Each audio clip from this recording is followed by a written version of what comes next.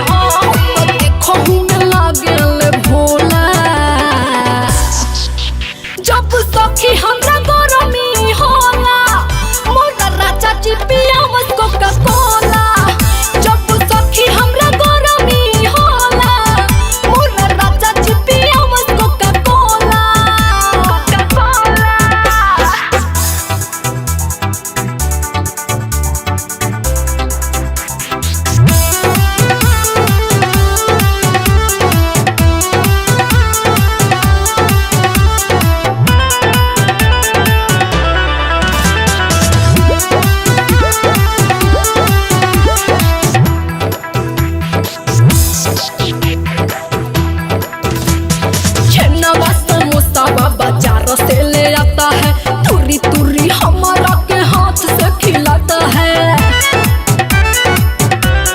हाय हाय छेनावा समोसा बाजार से ले आता है तुरी तुरी हमारा के हाथ से खिलाता है। अवन गलतियां तो होला ना नाराज हो, आगे पीछे घूमे भोर हो के चाहे साझ हो, हमके याद चले ना डांट के उ बोला।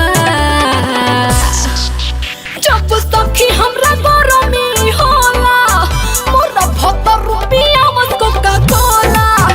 जब सखी हमरा गरमी होला मोरा राजा चिपिया मत कोका कोला। कोका कोला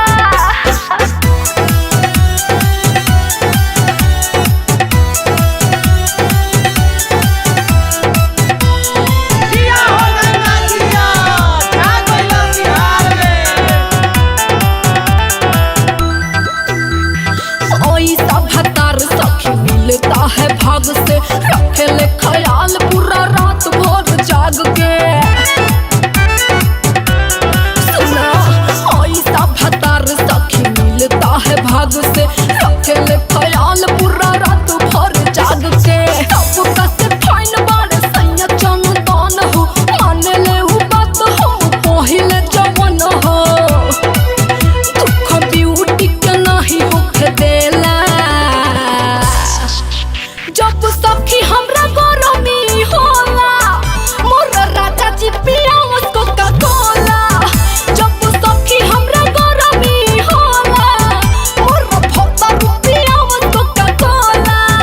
कोका कोला ससुरा में हमरा न कुछ के बकमी, सब कस ढेर सुख भोगतानी हमी। देखो में लागेल भोला।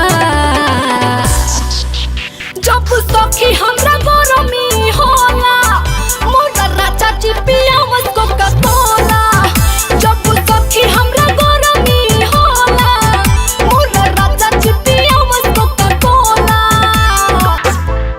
हमारे इस चैनल भोजपुरी जंक्शन को लाल बटन दबाकर सब्सक्राइब करें व घंटी के निशान का बटन दबाएं ताकि सभी नए वीडियो आप तक तुरंत पहुंचे बिल्कुल मुफ्त।